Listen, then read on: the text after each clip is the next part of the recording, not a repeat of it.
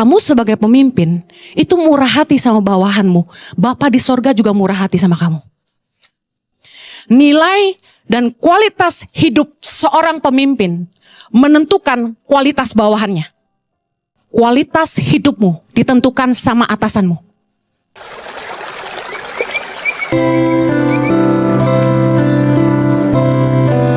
Berbicaralah buat kami, tumpahkan isi hatimu.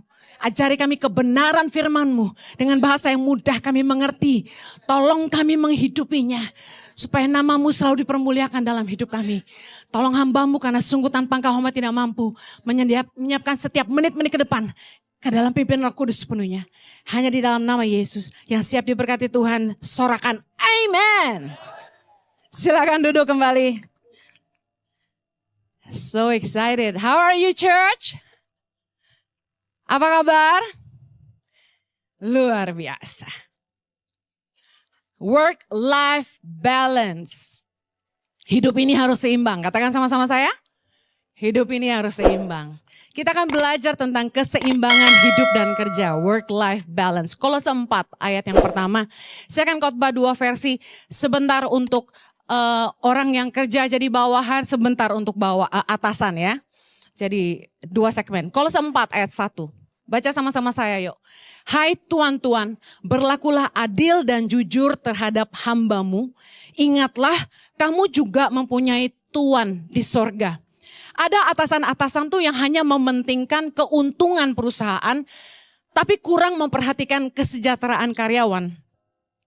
Sedangkan kita masih tahu bahwa kita itu bisa jadi atasan hari ini, kita bisa punya perusahaan, katakan gitu. Itu semua kepercayaan Tuhan. Yang percaya katakan amin.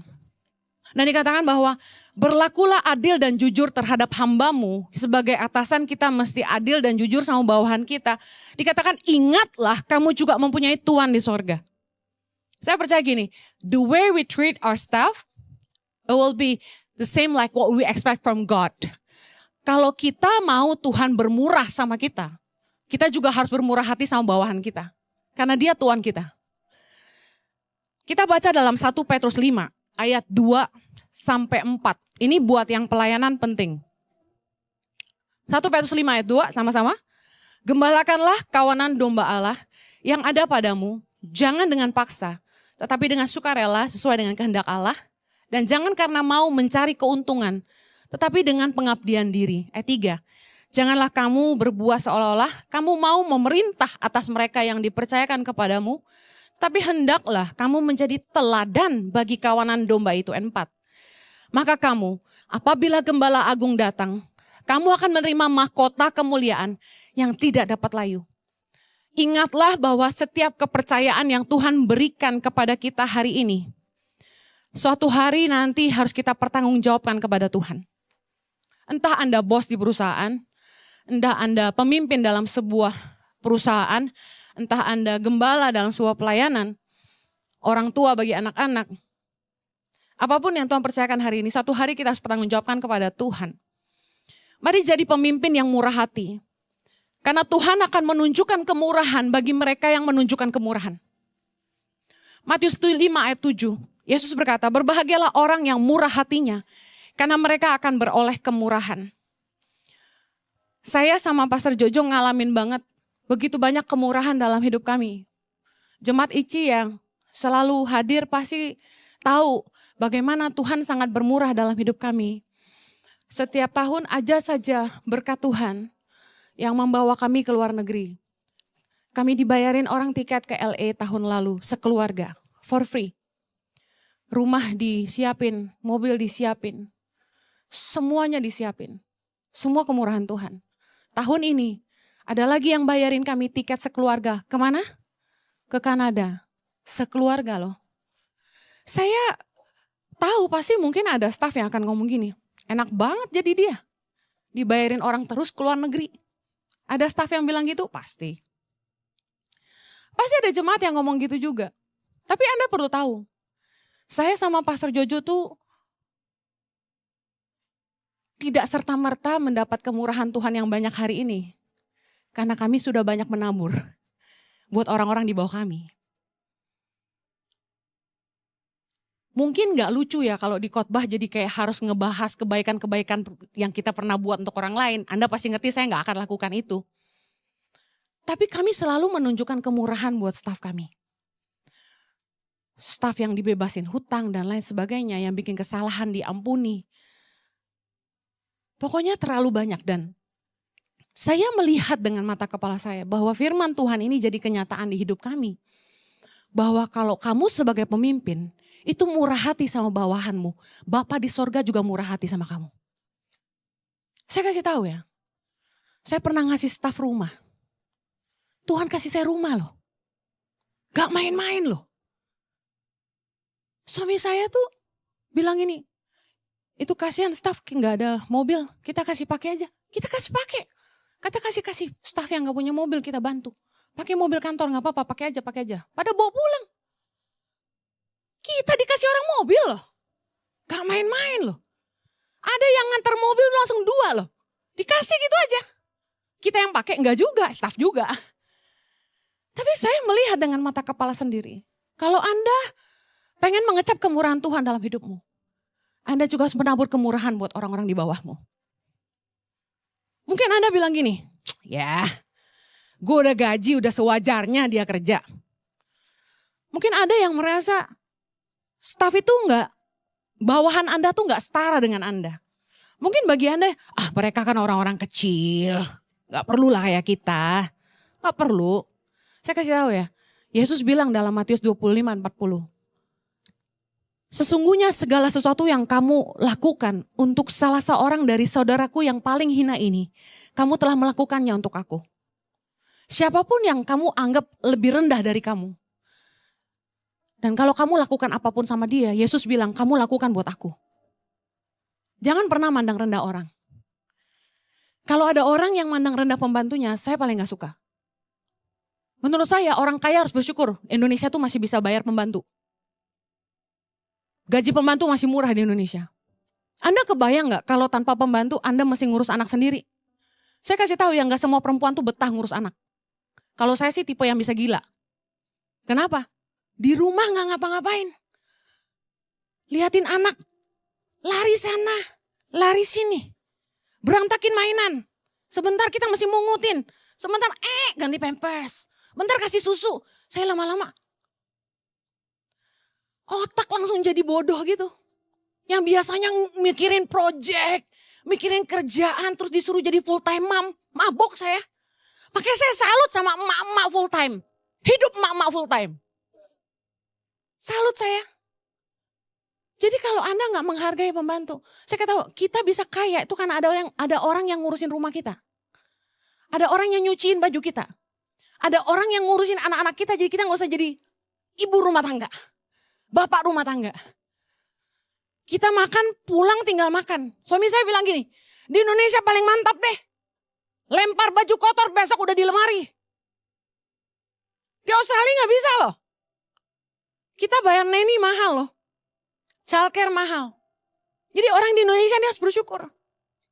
Jangan pernah mandang rendah. Saya sampai hari ini, apapun yang saya makan, pegawai saya makan. Gak ada beda. Saya dibilangin sama orang tua saya, beras depan sama beras belakang harus beda. Kenapa? 2 kali beli. Bareng-bareng aja. Orang saya makan nasi cuma 2 sendok. Lah siapa yang ngabisin ntar kutuan? Mending dia. Dia makan 2 piring, gua 2 sendok, pas. Mumpung Tuhan kasih sehat. Dan kita punya berkat. Bermurah hatilah sama orang-orang di bawah kita. Jangan pelit. Anak belum tentu lebih setia loh. Saya kasih tahu. Pegawai mungkin bisa urus kita sampai tua. Anak belum tentu, saya kasih tahu. Ada amin orang tua. Udah banyak faktanya. Nilai dan kualitas hidup seorang pemimpin. Saya ulangin karena ini penting banget.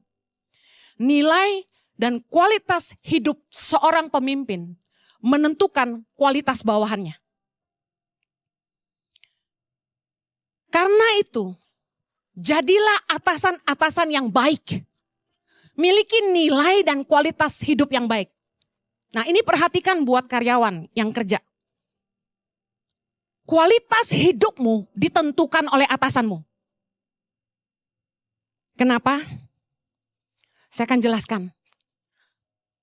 Tapi Anda harus catat ini baik-baik. kualitas hidupmu ditentukan sama atasanmu. Makanya kalau cari kerja, jangan cuma ngiler lihat nominalnya. Oh gaji segini, posisinya ini. No, perhatikan baik-baik value, nilai hidup atasanmu. Lihat kualitas hidup atasanmu. Karena value dan kualitas hidupnya menentukan hidupmu. Lihat bagaimana pernikahannya. Lihat bagaimana dia memperlakukan keluarganya. Lihat bagaimana dia menjalankan usahanya. Pakai intrik-intrik kotor gak? Karena pemimpin yang result oriented selalu berorientasi kepada hasil. Workaholic. Kerja gak kenal waktu. Gila kerja bahasanya. Yang ketiga, profit oriented. Pertama, result oriented. Hanya fokus kepada hasil. Kedua, workaholic. Ketiga, profit oriented. Hanya fokusnya keuntungan. Pokoknya lu mesti making money buat perusahaan. Selalu berorientasi pada keuntungan. Tidak pada hubungan. Tidak pada nilai-nilai kasih. Tidak pada nilai-nilai kebenaran. Pasti kurang memperhatikan kesejahteraan dan kesehatan bawahannya. Udah pasti. Kita bahas. Bicara kualitas hidup. Kita nih harus sehat secara tubuh, jiwa, dan roh. Katakan amin. Tubuh butuh istirahat, tubuh butuh olahraga, tubuh butuh makan sehat.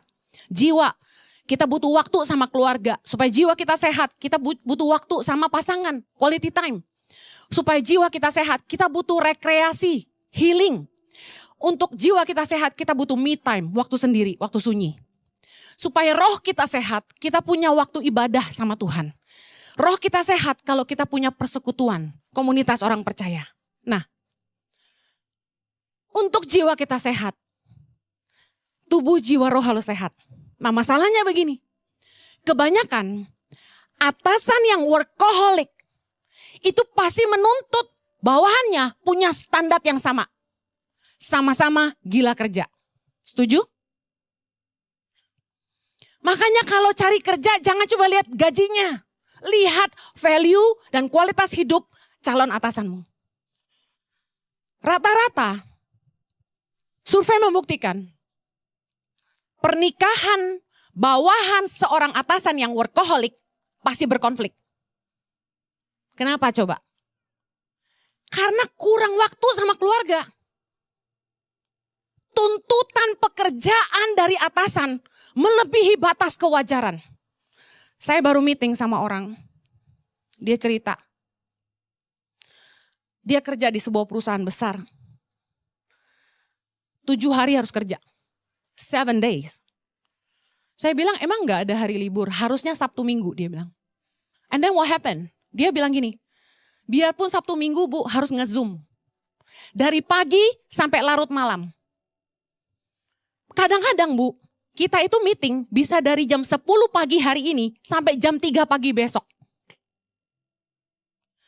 Kerja sama pemimpin yang workaholic. Itu gak kenal waktu, gak kenal hari. Bawahannya bisa tengah malam diminta kirim laporan. Tengah malam. Kirim report sekarang juga. Lagi nyetir di jalan tol bisa di telepon. Kirim laporan sekarang juga. Menepi. Bahkan saat cuti diganggu. Semoga atasan yang kayak gini dengerin khotbah ini. Bawahan dipaksa lembur sampai kurang tidur. Kerja terus. Kemudian sampai sakit tipes karena kelelahan. Sakit GERD karena stres punya atasan. Makan gak sehat karena buru-buru. Terus sering terlambat makan jadi kena GERD. Saya ketemu yang model kayak gini nih banyak. Atasan yang workaholic pasti rumah tangga bawahannya berkonflik. Karena dia workaholic, dia menuntut bawahannya workaholic. Dia gak kenal waktu, dia gak kenal hari. Dia ganggu terus karyawannya karena dia pasang standar yang sama. Gua bisa, lu harus bisa. Akibatnya keluarga bawahannya yang jadi berkonflik. Anda akan kaget kalau dengar cerita saya. Orang yang curhat ke saya ini cerita. Semua teman-teman di perusahaannya keluarganya bermasalah. Karena apa? Karena punya atasan yang sama. orangnya workaholic dan rese. Bayangin, semua teman-teman di kantornya bermasalah dalam hubungan keluarga. Karena kurang waktu, dia bilang gini, menyedihkan, sedih dia. Dia itu kerja Senin sampai Jumat di luar kota. Sabtu Minggu doang pulang ketemu anak istri. Apa yang terjadi? Gak pernah bisa ngobrol dan main sama anaknya. Karena harus Zoom dari pagi sampai malam. Nemenin anaknya ke mall, di jalan lagi nyetir nge-Zoom. Sampai di mall, anaknya main dia nge-Zoom. Anaknya masih kecil, sedih gak kira-kira? Nilai dan kualitas hidup atasan menentukan kualitas hidup bawahan. Lagi, atasan yang suka hidup dalam dosa, gaya kerjanya suap, hidup tidak dalam kebenaran, pasti menggiring bawahannya ke dalam cara hidup yang sama. Soalnya gini, orang kalau mau bikin dosa mesti ada temannya. Benar gak? Diajak rame-rame, bahkan dia yang bayarin. Kan dia berduit. Saya khotbah sampai berbusa, percuma. Karena penyakitnya bosnya. Yang bayarin bosnya. Lu mau apa? Kalau gak ikut nanti dipecat. Kualitas hidupmu ditentukan sama atasanmu. Nah sekarang apa yang harus dilakukan? Kembali kepada work-life balance. Number one. Uang memang penting. Yang setuju bilang amin dong, jangan muna. Tapi prioritas utama kita haruslah Tuhan dan keluarga. Katanya kerja buat anak, kok sekarang anak dikorbanin buat kerja? Yang benar yang mana? Firman Tuhan berkata, Ulangan 8:18a. Tetapi haruslah engkau ingat kepada siapa? Tuhan Allahmu. Sebab dialah yang memberikan kepadamu kekuatan untuk memperoleh kekayaan. Baca bilang gini, Tuhanlah yang memberikan kepadaku kekuatan untuk memperoleh kekayaan. 3, 2, 1. Tuhanlah yang memberikan kekuatan kepadaku untuk memperoleh kekayaan. Anda mengutamakan uang, mengutamakan kerjaan, dan meninggalkan Tuhan. Salah gak kira-kira? Salah gak? Yang ngasih kekuatan buat kamu memperoleh kekayaan siapa? Kamu tinggalin Tuhan, salah gak? Salah. Sumber berkat siapa? Tuhan. Siapa prioritas utama dalam hidupmu? Cuan apa Tuhan? Ah cuan. Kan gitu kalau di belakang mimbar ngomongnya. Bu Heni, uang juga penting. Gue juga nyaho. Uang memang penting, saya gak munafik. Saya bilang ini. Tetapi prioritas utama dalam hidup ini Tuhan dan keluarga kita. Gue bilangin lu gak kaya keluarga lu bisa ngurus lu. Lu kaya tinggalin keluarga, lu miskin gak diurus lu. Orang lagi kaya jahat sama keluarga. Ujung-ujungnya pulang dari rumah istri muda ke istri tua. Kenapa? Istri muda cuma mau harta. Istri tua yang ngurusin sampai mati. Manusia suka lupa diri kalau udah diberkati. Kembali sama Tuhan. Uang memang penting, tapi prioritas utama kita harus Tuhan dan keluarga. 1 Timotius 5 ayat 8 berkata, jika ada seorang yang tidak memeliharakan sanak saudaranya apalagi seisi rumahnya, orang itu murtad dan lebih buruk dari orang yang tidak beriman. 1 Timotius 3 ayat 12 berkata, dia kan haruslah suami dari satu istri dan mengurus anak-anaknya dan keluarganya dengan baik. Yang paling penting itu adalah gini. Hidup kita nih jadi berkat buat keluarga kita. Kadang-kadang kita pikir harta lebih penting. Terus kita kehilangan waktu sama keluarga. Kita gak ngurusin anak-anak kita. Gak heran. Orang tua kerja setengah mati. Ngabisnya akhirnya buat apa? Buat nebus anak dari penjara. Buat ngobatin anak di rehab karena ngedrak. Buat nyelamatin anak yang nabrak pakai Ferrari terbaru. Bayarin asuransi Lamborghini yang habis ditabrakin anak. Halo? Duit banyak. Anak juga banyak. Mana lebih penting? Uang atau keluarga? Kalau anak kita bisa bicara, mereka akan bilang, Mami, Daddy, I will need your money. Yes, but I need you more. Banyak kok anak yang lahir di keluarga yang gak kaya. Bisa lebih bahagia daripada anak orang kaya. Siapa bilang uang segalanya? Tuhan segalanya. Cinta segalanya. Kaya gak dicintai keluarga buat apa? Anda uang banyak. Tapi sama anak istri gak pernah ngomong. Gak akur. Kira-kira bahagia gak? Terus ujung-ujungnya uang buat apa? Buat cari bini lagi. Ingat, lu mati gak ada yang nguburin lo. Serius. Ada suami yang kerjaannya selama sehat dan kaya raya. Selingkuh mulu. Punya bini muda. Punya anak lagi dari istri mudanya. Anda tahu waktu dia mati kayak gimana? Mati di rumah sendirian. Berhari-hari gak ada yang nemu. Ketika orang telepon istri tuanya. Bapak mati nih. Dia suruh orang angkat, bakar, buang. Ujung hidupmu mau kemana? Hubungan dengan Tuhan dan keluarga gak boleh dikorbankan karena kerjaan. Hati-hati dengan pemimpin rohani yang suka memanipulasi. Pakai ayat, Kolose 3:23. Lakukan segala sesuatu seperti itu Tuhan dan bukan untuk manusia. Habis itu kamu disuruh pelayanan tiap hari. Senin sampai Minggu pelayanan. Akhirnya Anda menelantarkan keluarga. Pulang kerja bukannya ngurus anak. Pulang kerja bukannya ngurus keluarga, pergi ke gereja. Apa yang terjadi? Keluargamu berantakan, hidupmu gak jadi saksi.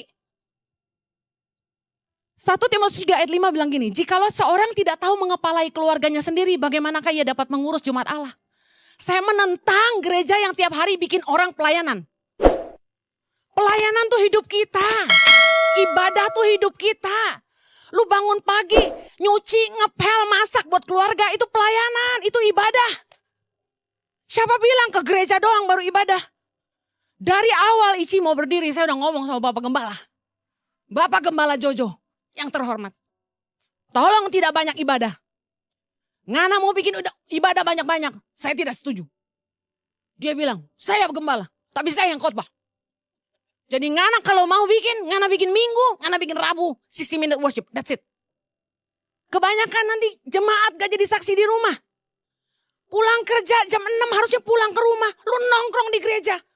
Ngapain? Latihan kur. Ngapain? Konseling. Konseling.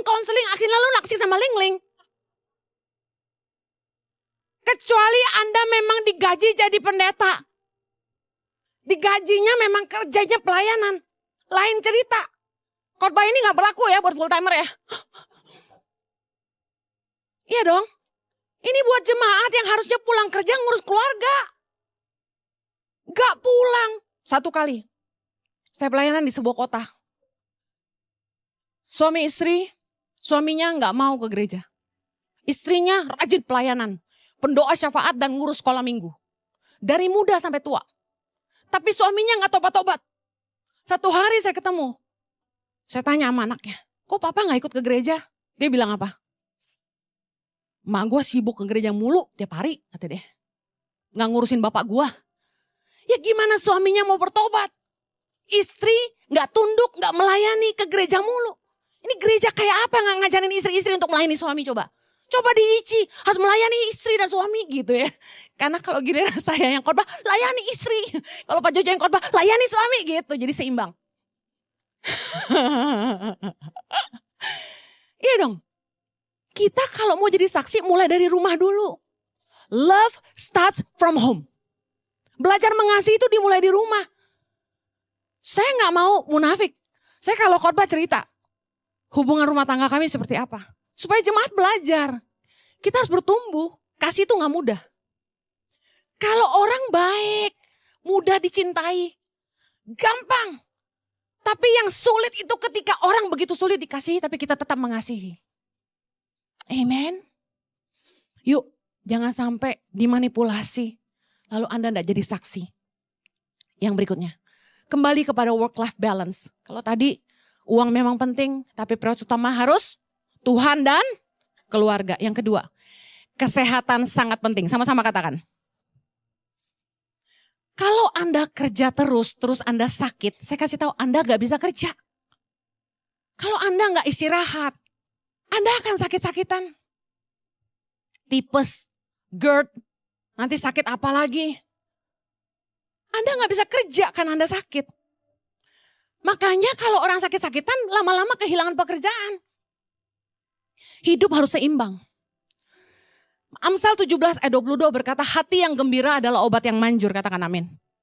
Nah, kerjaanmu harus bikin kamu happy. Kalau kamu stres karena kerjaan, kamu pasti sakit. Perhatian bagi para atasan, tadi udah ngomong buat bawahan, sekarang buat atasan. Kemajuan perusahaan Anda ditentukan oleh kinerja bawahan Anda. Atasan-atasan bilang, kecil suaranya. Kemajuan perusahaan Anda ditentukan oleh kinerja bawahan Anda. Prinsip menjaga work-life balance. Yang pertama, bawahan yang sehat, perusahaan kuat. Katakan amin. Supaya tubuhnya sehat, orang butuh istirahat. Tuhan itu mendesain manusia cuma kerja 6 hari dalam seminggu. Anda harus lihat dalam Ulangan 5 ayat 12 sampai 14. Dalam ayat 13 Tuhan bilang gini, 6 hari lamanya engkau akan bekerja dan melakukan segala pekerjaanmu. Setelah itu di ayat 14 Tuhan bilang hari ke-7 itu hari sabatnya Tuhan. Di mana Anda harus istirahat. Bangsa Yahudi menggunakan hari ke-7 untuk berkumpul bersama keluarga dan beribadah bersama-sama. Jadi minimal seminggu sekali Anda harus ngumpul sama keluarga dan ibadah sama-sama. Amen. Kejadian 2 ayat 2 sampai 3. Pada hari penciptaan, Tuhan kerja itu 6 hari. Tuhan berhenti pada hari ke-7 dan memberkati hari ke-7. Anda harus berhenti bekerja pada hari ke-7. Supaya mengizinkan Tuhan memberkati hasil kerjaanmu. Katakan amin. Berikutnya, Tuhan itu menciptakan siang dan malam. Tujuannya apa? Siang supaya kita bisa kerja, malam kita istirahat. Siapa di sini kalau tidur harus gelap? Angkat tangan. Betapa hebatnya Tuhan. Dia desain malam supaya kita bisa bobok dengan nyenyak. Gak kesiloan. Jadi kalau Anda melawan kedaulatan Tuhan, hukum alam yang Tuhan ciptakan, pasti kesehatan Anda terganggu. Mazmur 74 ayat 16, Anda lihat bagaimana Tuhan menciptakan siang dan malam. Jadi untuk menjaga work-life balance, atasan-atasan dengar, bawahanmu harus sehat. Kami tuh sampai siapin vitamin loh di kantor kami. Kalau staf kami mulai ada yang sakit, obat itu dari kami. Yang kedua, jiwa mereka harus sehat. Bagaimana supaya jiwa mereka sehat? Rumah tangga dan keuangan mereka harus sehat. Makanya tuh atasan, jangan melulu kalau ketemu staf ngomongnya kerjaan. Tanya, apa kabar? Gimana keuangan kamu? Saya sama Pak Sujojo itu ngasih waktu 2 jam per couple. Yang pertama nanya, bagaimana hubungan pernikahan? Yang kedua, bagaimana keuangan? Yang ketiga, bagaimana kerjaan? Kami bahas. Kalau sampai ada yang keuangannya bermasalah, saya tutorin. Gini loh ngaturnya. Coba kamu gini-gini. Coba ini dipotong.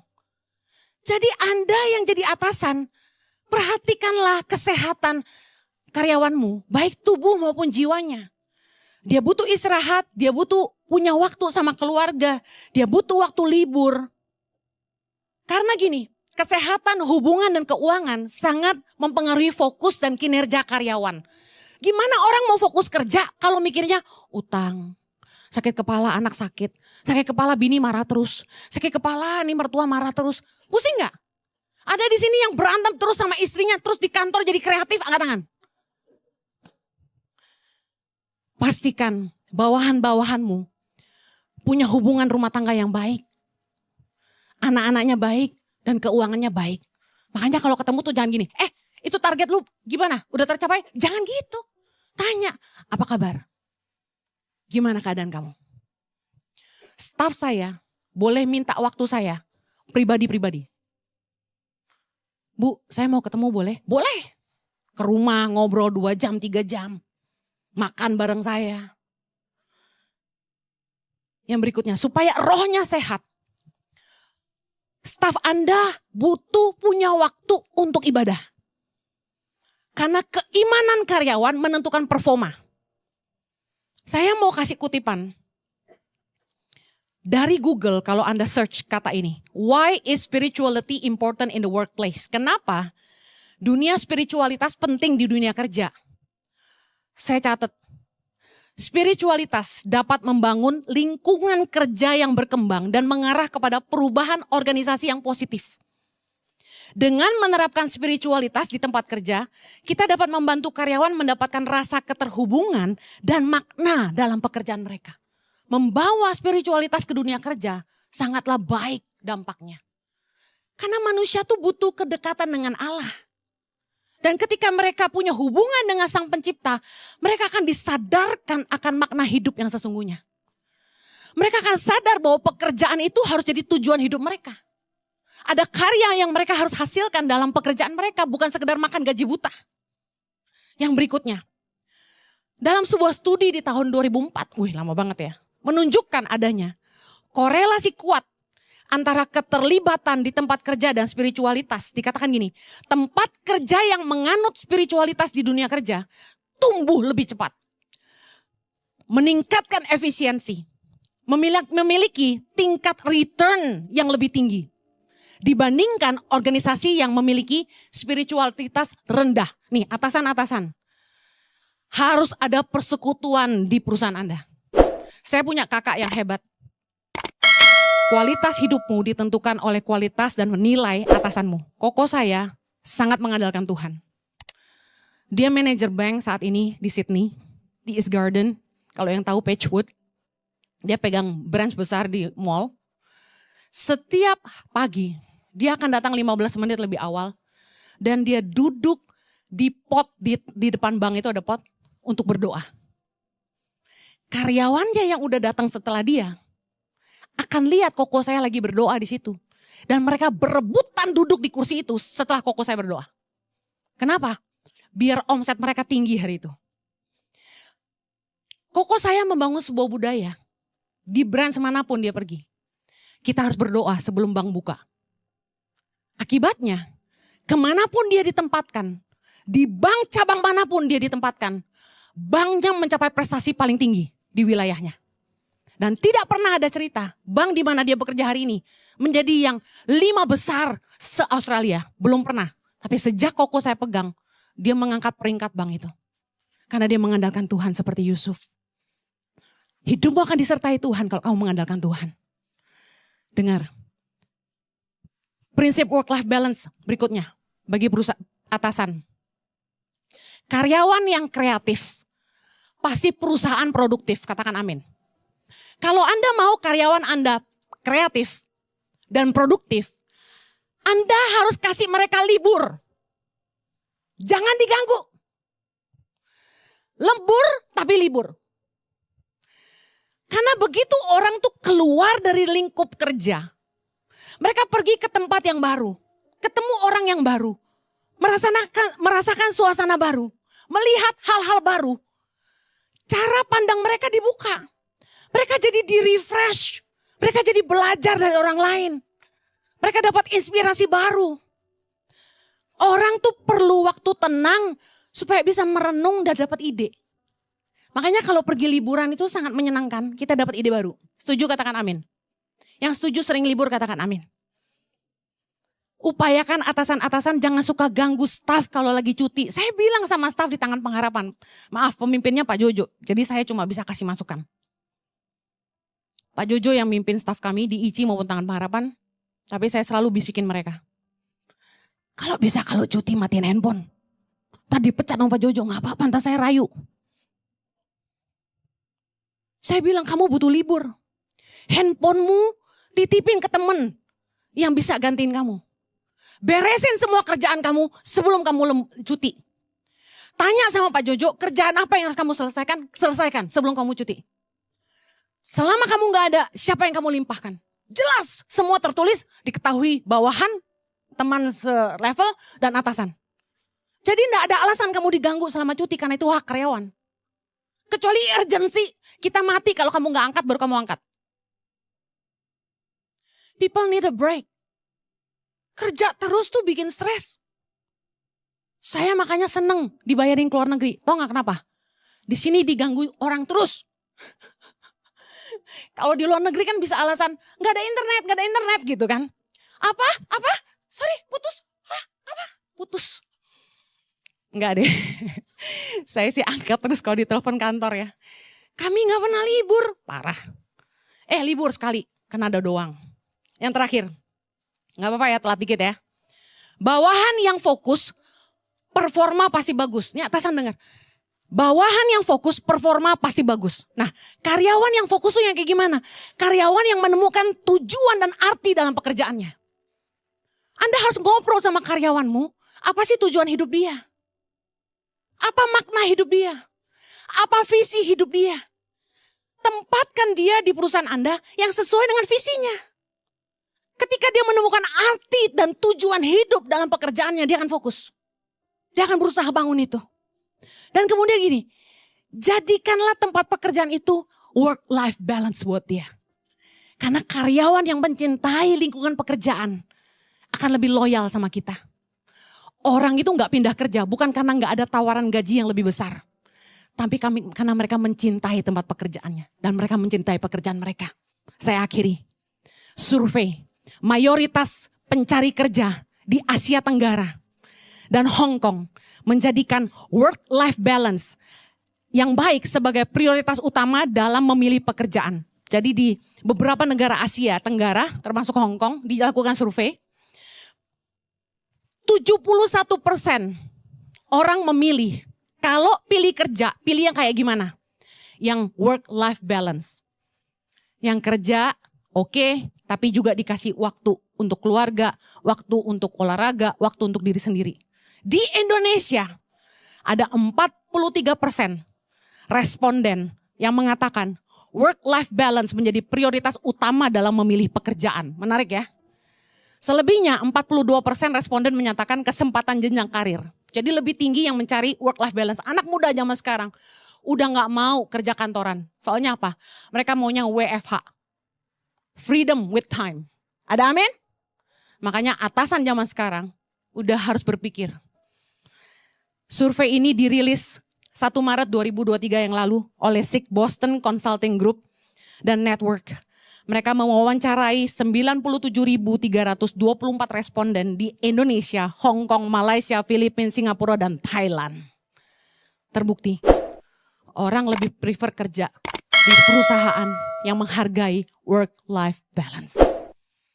Saya akhiri, ingat setiap kepercayaan yang Tuhan kasih kita hari ini, satu hari harus kita pertanggungjawabkan. Jadilah pemimpin yang baik, pemimpin yang punya nilai yang baik, kualitas hidup yang baik. Jadilah pemimpin yang murah hati. Katakan amin.